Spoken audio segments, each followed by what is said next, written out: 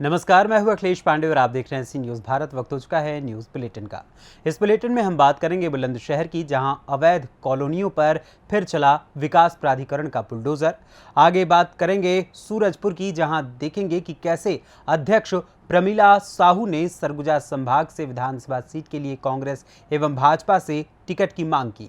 इसी के साथ अगली खबर की ओर रुख करेंगे, जो कि उन्नाव से है, जहां जिला सैनिक बंधु की बैठक जिलाधिकारी अपूर्वा दुबे की अध्यक्षता में हुई संपन्न। और भी तमाम खबरों पर आइए विस्तार से करते हैं चर्चा। खबर आगरा से है, जहां भारतीय जनता पार्टी का जिला पंचायत और जिला पंचायत सदस्य और जिला पंचायत अध्यक्षों का प्रशिक्षण सेवा पूरे उत्तर प्रदेश में चल रहा है। बता दें कि उत्तर प्रदेश के प्रदेश महामंत्री श्री राम प्रताप सिंह चौहान को प्रशिक्षित सेवक का अध्यक्ष बनाया गया था। अध्यक्ष ने बताया कि प्रशिक्षण शिविर 6 चरणों में दिया गया था, जो पूर्ण हो चुका है।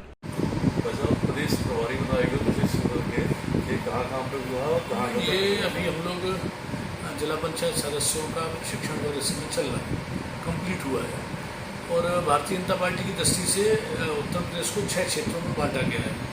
तो उन 6 क्षेत्रों के ब्रज का जो हुआ वो वृंदावन में हुआ, अवध का लखनऊ में हुआ, कानपुर का बिठूर में हुआ और काशी क्षेत्र का प्रयागराज में हुआ, गोरखपुर क्षेत्र का कुशीनगर में हुआ।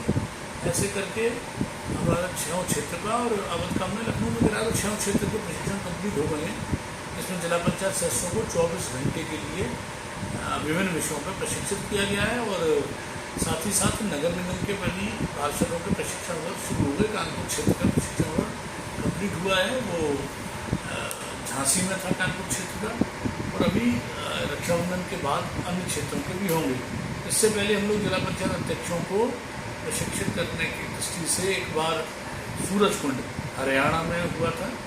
भारतीय जनता पार्टी के 75 में से 67 जिला पंचायत अध्यक्ष हैं, उसमें से 62 जिला पंचायत अध्यक्ष वहाँ गए थे और लगभग 2 दिन वहाँ रह के उन्होंने उस वर्ग में विभिन्न विषयों पर चर्चा हुई थी। तो पार्टी अभी आगे इसके बाद नगर निगम के वर्ग के बाद उसके बाद हम लोग नगर पालिका और नगर पंचायत के सदस्यों का करेंगे, उनके अध्यक्षों का करेंगे, महापौरों का करेंगे। ऐसा प्रशिक्षण हम लोग को करना है। और उसके बाद आगे जाके हम लोग सहकारिता का भी करने वाले हैं। ये हो सकता है कि वो चुनाव के बाद हो, क्योंकि प्रशिक्षण वर्ग में काफ़ी समय और काफ़ी तैयारी लगती है। और इस दृष्टि से हम लोग का भी संगठन का काम चल रहा है। जिस तरह से देखे जाए बहुत बड़ा जिम्मेदारी सौंपी गई है आपको, वो टाइम भी नहीं है। और कार्यकर्ता हूँ तो कार्यकर्ता के नाते संगठन का जो भी आदेश निर्देश होता है वो हम लोग का करते हैं हम लोग। और अभी से नहीं, पहली बार नहीं, बहुत समय से संगठन के कार्यकर्ता के रूप में काम कर रहा हूँ। और आज भी जो संगठन का दिशा निर्देश होता है उसको हम लोग अच्छा से पालन करने का प्रयास करते हैं। आगरा से सी न्यूज़ संवाददाता विष्णु बघेल की रिपोर्ट। खबर बुलंदशहर से है, जहां अवैध कॉलोनियों पर फिर से चला बुलंदशहर विकास प्राधिकरण का बुलडोजर। बता दें कि खुर्जा के खबरा खानपुर में 6 बीघा जमीन पर अवैध कॉलोनी बसाई जा रही थी। 500 वर्ग गज के प्लॉट पर बने निर्माण को भी बीडीए के बुलडोजर ने ध्वस्त कर दिया। उपाध्यक्ष बीडीए ने बगैर नक्शा 5 कॉलोनियों में प्लॉट मकान नहीं खरीदने की अपील की। बुलंदशहर से सी न्यूज़ संवाददाता नितिन सिंह राजपूत की रिपोर्ट। खबर बुलंदशहर से है, जहां आकाश हत्याकांड का सनसनीखेज खुलासा कर हत्या में शामिल 3 आरोपियों को गिरफ्तार कर लिया गया है।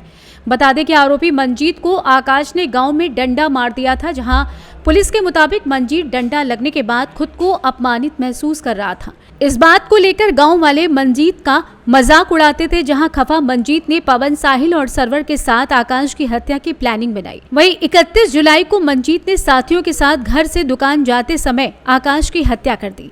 हत्या कर गाँव अशरफपुर के पास सड़क किनारे आकाश का शव फेंक दिया। वहीं औरंगाबाद कोतवाली पुलिस ने 3 आरोपियों को गिरफ्तार कर लिया। चौथे आरोपी की तलाश में पुलिस जुटी हुई है।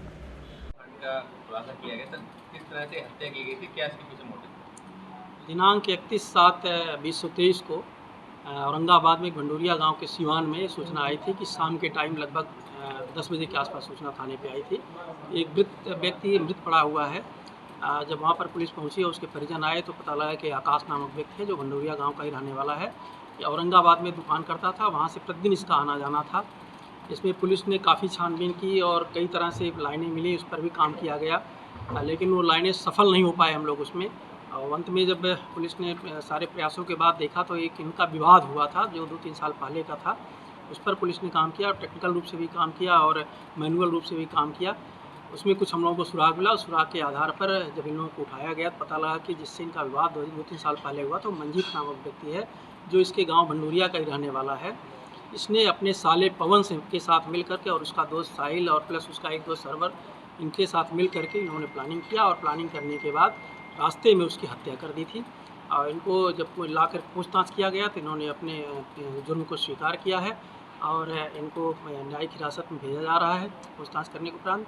और इनके विषय में अन्य जानकारियाँ जुटाई जा रही हैं, जैसा कि अभी एसपी मैडम ने आपको बताया है कि इनके जो आम छवि थी ये भी गाँव में काफ़ी ख़राब थी। तो इस प्रकार से एक जो कठिन केस था जिसका खुलासा करने के लिए पुलिस सतत प्रयास कर रही थी और सफलता में थोड़ा समय लगा हमको, लेकिन ये इसका बहुत प्रभावी तरीके से खुलासा किया गया। साहिल और सरवर को इसमें गिरफ्तार किया गया। साहिल जो था पवन उसके गांव का रहने वाला था, जो इसका साला था मंजीत का, जो मेन अभियुक्त जिसकी वजह से क्या नाम है ये घटना हुई है। और उसका पवन का दोस्त साहिल था और साहिल और इनका दोस्त सरवर था जिन्होंने इनको चाकू प्रोवाइड कराई और घटना में इनके साथ साथ में रहे। क्या सर मृतक जो था वो एक बार कमेंट किया था? ऐसा इनका कहना है कि मृतक कमेंट करता था जिसकी वजह से हम आहत होता था।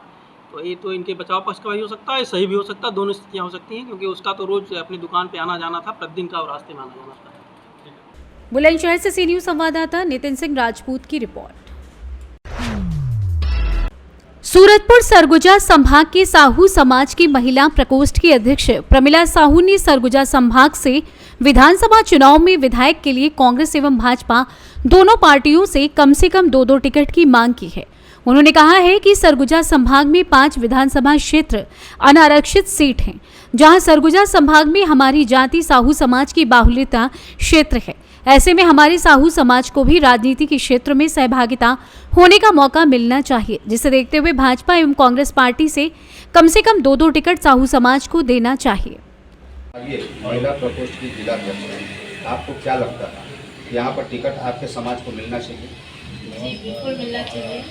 हमारे सरगुजा संभाग में 14 सीटें, इसमें 5 सीटें अनारक्षित है, इसमें से साहू समाज को 1 सीट मिलना चाहिए। आपको क्या लगता है दोनों पार्टियों में ऐसा होना चाहिए या पर्टिकुलर किसी व्यक्ति विशेष पार्टी में? नहीं, दोनों पार्टी बीजेपी कांग्रेस दोनों में साहू समाज को 1 टिकट मिलना चाहिए। सूरजपुर छत्तीसगढ़ से सी न्यूज़ संवाददाता सुरेंद्र साहू की रिपोर्ट।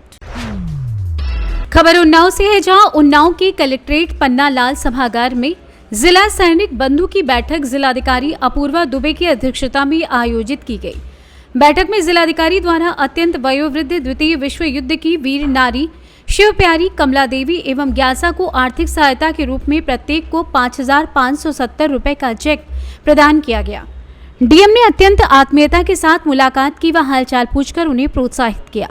जिलाधिकारी द्वारा पूर्व में संपन्न जिला सैनिक बंधु बैठक में उठाए गए पूर्व सैनिकों के शस्त्र लाइसेंस नवीनीकरण, भूमि विवाद आदि से लंबित बिंदुओं पर कार्रवाई का अनुश्रवण करते हुए उन्हें त्वरित निस्तारण कराए जाने के निर्देश संबंधित अधिकारियों को दिए गए। स्क्वाड्रन लीडर मधु मिश्रा ने पूर्व सैनिकों एवं उनके आश्रितों के कल्याणार्थ गठित सशस्त्र सेना झंडा दिवस फंड एवं जनपद की उद्यम इकाइयों से अधिक धनराशि दिलाने और जनपद के बेरोजगार पूर्व सैनिकों को विभिन्न क्षेत्रों में सेवायोजित किए जाने हेतु रोजगार मेला लगवाए जाने का जिलाधिकारी से अनुरोध किया। इस संबंध में जिलाधिकारी द्वारा उपायुक्त उद्योग को उद्यम इकाइयों से धनराशि संग्रह कराने एवं जिला सेवायोजन अधिकारी को पूर्व सैनिकों के लिए रोजगार मेला आयोजित कराने हेतु निर्देशित किया। बैठक में अपर जिलाधिकारी नरेंद्र सिंह, सीओ बीघापुर माया राय, उपायुक्त उद्योग सुरेंद्र कुमार, जिला सेवायोजन अधिकारी प्रीति चंद्रा, कर अधीक्षक नगरपालिका परिषद उन्नाव परेश कुमार श्रीवास्तव, चकबंदी लेखपाल प्रतीक सहित अन्य अधिकारी मौजूद रहे। उन्नाव से सी न्यूज़ संवाददाता अजय कुमार की रिपोर्ट। फिलहाल के लिए इस न्यूज़ बुलेटिन में बस इतना ही। देश दुनिया की तमाम खबरों के लिए देखते रहें सी न्यूज़ भारत। हर खबर आपके साथ, आपके हाथ।